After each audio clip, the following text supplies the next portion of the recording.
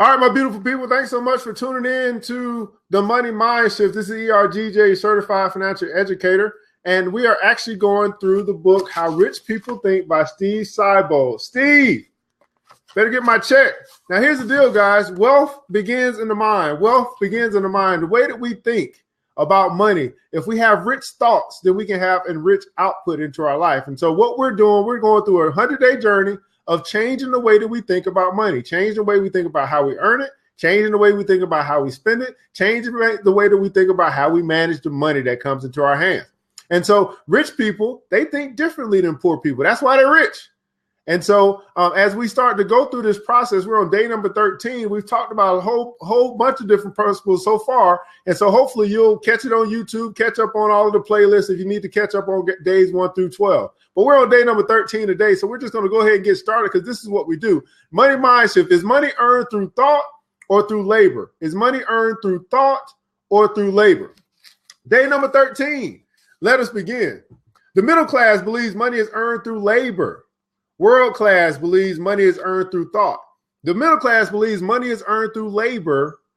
The world class believes money is earned through thought.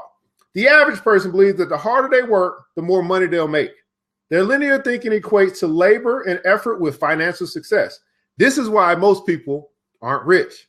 See, here's the deal, guys. There are different ways to earn money. And so most of us are stuck in this one way, which is called earned income. It's defined by the IRS, is where you're trading your time for money. There's others that recognize that there's different ways to earn money. So they start to navigate the way in which they earn that money to these different streams of income. You've heard that before, multiple streams of income. Some people's multiple streams of income is just a second job, and that's fine if that's what you want to do. But there are ways that you can earn money without having to work so hard. It's called working smart. And here's what rich people do. Rich people, at the end of the day, they solve more problems and they serve more people. Well, if you're only one person, then that means that you need a team of people in order to serve a lot more people. If you're serving 100 people, you get 100 people worth of wages. If you're serving 1 million people, you get 1 million people worth of wages. So what we keep preaching is find ways to solve more problems and to serve more people. And you can't do that just by trading your time for money. You got to exponentially serve these people by using some of your skills, your talents, and your abilities to grow a network in order to serve more people. This is why a lot of rich people, they are in business. This is why they invest. They're doing things that they don't have to do necessarily by themselves, but they have an input in. They're following, this is why most people aren't rich. They're following an outdated model of success and are confounded when they reach middle age with little money to show for 20 years worth of hard work. Now, think about this for a second. The plan that's set up for most people is get a job, go to school, get a job, work 40 hours for 40 years, and then hope to retire rich, right? They hope to retire in a good place. And hope is not a financial strategy. But think about if you had worked 40 years, taking off, working 50 weeks a year, and then at the end of all this time of hard work, your income that cannot sustain you until you die. To me, I just can't fathom that. I can't fathom putting myself in that position and knowing that is quite frankly happens to most Americans or most people simply because they don't understand how rich people think. And then therefore, because they don't understand it, they don't think how rich people think, nor do they act how rich people act. And then they blame everybody else for why they're broke. Well, we got an opportunity to go through this 100-day journey to find out how rich people think and then start to money mindshift, start to shift our mind as to how we're going to think about riches, how we handle it, how we manage it. The rich know that creative thinking is the highest paid skill in the world. Independent creative thinking is the most valuable asset anyone can acquire. So while the masses are trying to figure out how they put their kids through college and retire on half of what they can barely exist on now, the great ones are building empires, living in abundance, and donating large sums to their favorite causes. Are you building an empire? Are you building an empire? Because I'm telling you, as you build your empire, you'll be able to live this land in this land of abundance, and you'll be able to give and create wherever that you want to give and create. Whatever cause it is that's on your heart, whether it's the homeless, the poor, whether it's natives in a faraway land, you build your empire, then you'll be able to make a bigger difference. You build your empire, then you'll be able to make a bigger difference, make a bigger impact in this world for the good. Hopefully you're going to do something good with all the money that you make. This sets off a psychological domino effect because once a person thinks and lives at this level of abundance, they know even greater levels of success are possible through the vehicle of creative thought. So what we're doing is we're focusing on thinking, having a more creative space. Now, we used to have this space, right? We used to have this space when we were younger. We would just be creative with everything. You just go outside with a tennis ball and find all these different games that you could play with a tennis ball and one other person. We were thinking creatively. But through the years of public education, we have been, our creative juices have been sapped away from us, and they've been putting us into a box for our mind. Matter of fact, when you get out of college and now you're living your life, the boob tube, the biggest propaganda machine ever invented, is starting to put a box on your creativity. And so what I'm saying is, guys, we got to get back to being creative because there's so many different things that we can do to provide service to other people. But the question is, will we begin to think about it? Will we begin to take the time to step away and say, hey, how can I serve more people? Creative thought, for most of the successful people, is the vehicle that's going to fuel you to financial independence. Creative thought is the vehicle that's going to fuel you to building your empire. Creative thought. Don't compete. Just create. Everybody say that in the comments below. Don't compete. Just create. There's only one you. And you've got all of the thought, you've got all of the skills, and you've got all the abilities that you need. So don't compete. Just create. Again, don't compete. Just create. If you create, if you are willing to be a creator, like the one that has created you, you become a creator, you'll begin to build an empire. Most of us are told as kids that if we paid attention in school, got good grades, and went to a respectable college or university, our success was virtually guaranteed. The reality is few people who follow this formula ever get rich. They survive. They survive. I don't want to live a life where I'm just surviving. I want to live a life where I'm thriving. Again, I don't want to live a life where I'm just surviving. I want to live my life as if I'm thriving. They just survive. And some become the most successful people in their families. But world-class wealth is rarely achieved by people who follow this model. The rich eventually figure out that training your mind to find solutions to difficult problems is the real secret to making money.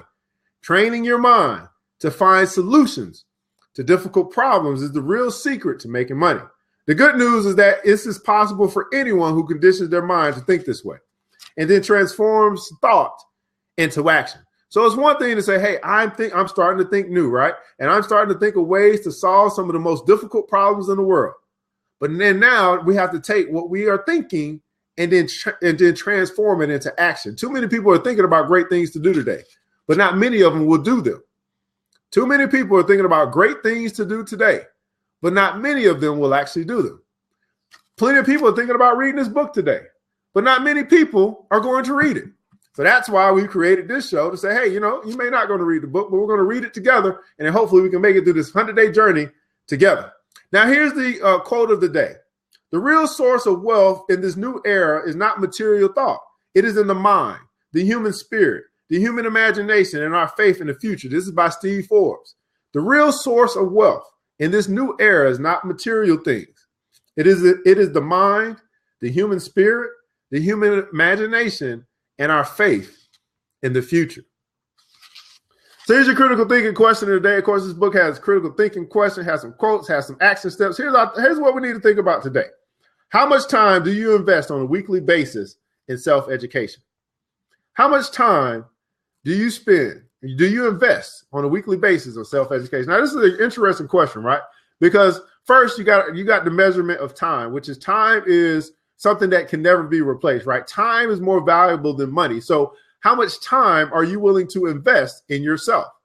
Then the second word was invest. It's not spending your time, it's investing your time so that you can have a greater contribution. You can have a greater life later. So you're investing something now. You're sowing a seed into your life, and that seed is self-education.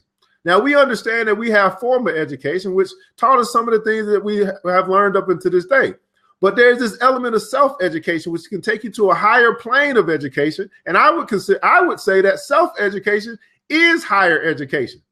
Let me repeat that again. I would say that self-education truly is higher education.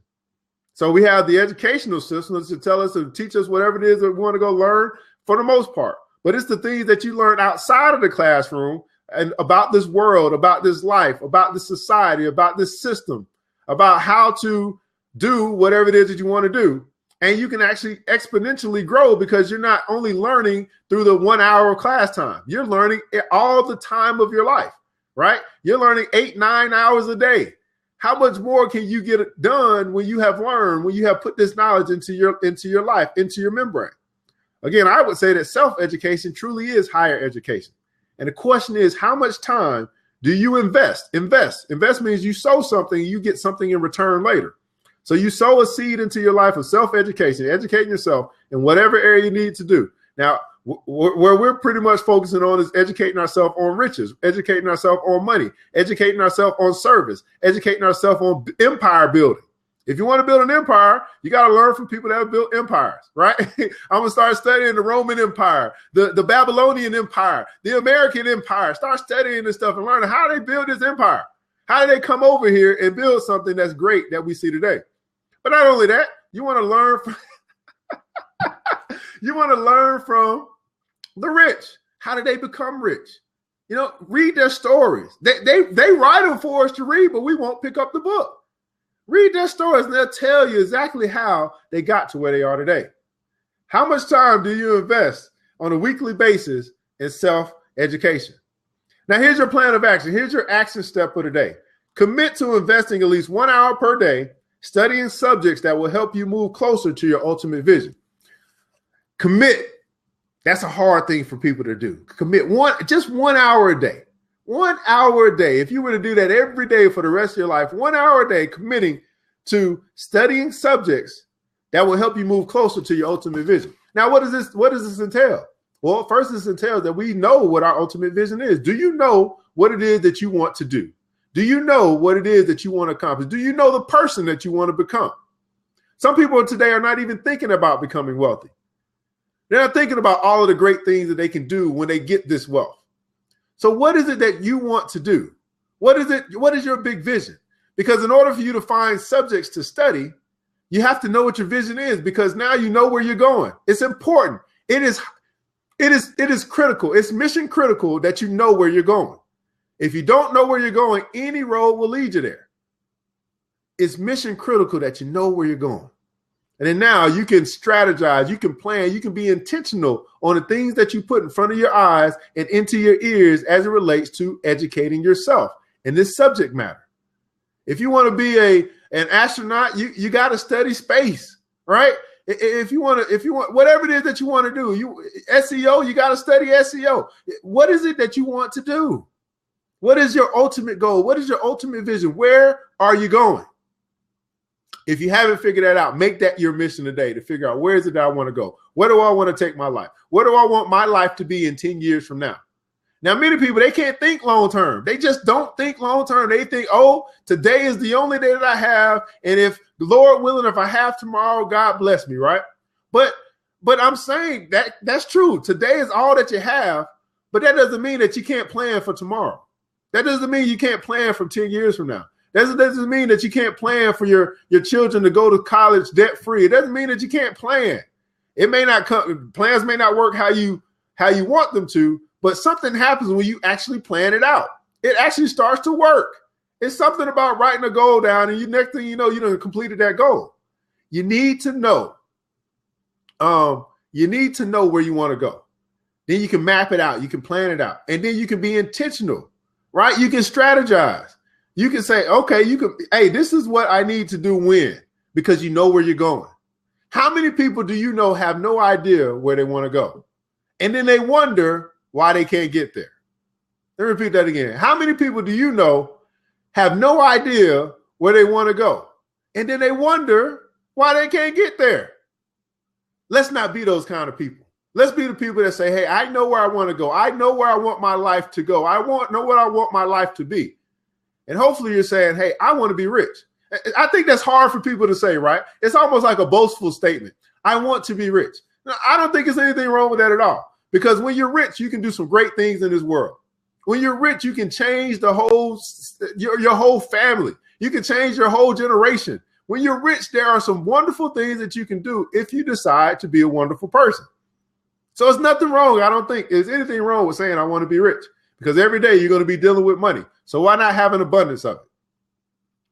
Okay, that's my tangent, guys. I'm sorry. I'm just going off. But I just really want you to understand, man, it's important that you know where you want to go, because then when you know where you want to go, you can commit yourself to investing at least 1 hour per day, studying subjects that will help you move closer towards your ultimate vision.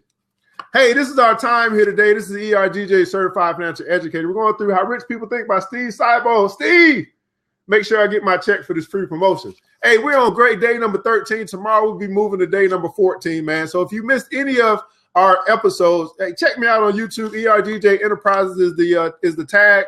You can catch me there, and you catch all 12 previous episodes to see how rich people think, man. This is very powerful stuff. This will change your life just connecting with us on a regular basis. So I'm here Monday through Friday, 8 a.m., 15 minutes, just 15 minutes to change your life. Tell somebody, because you know that they need to change the way they think as well. Well, I'm ERGJ. I'll be here tomorrow at 8 o'clock, and the question is, will you?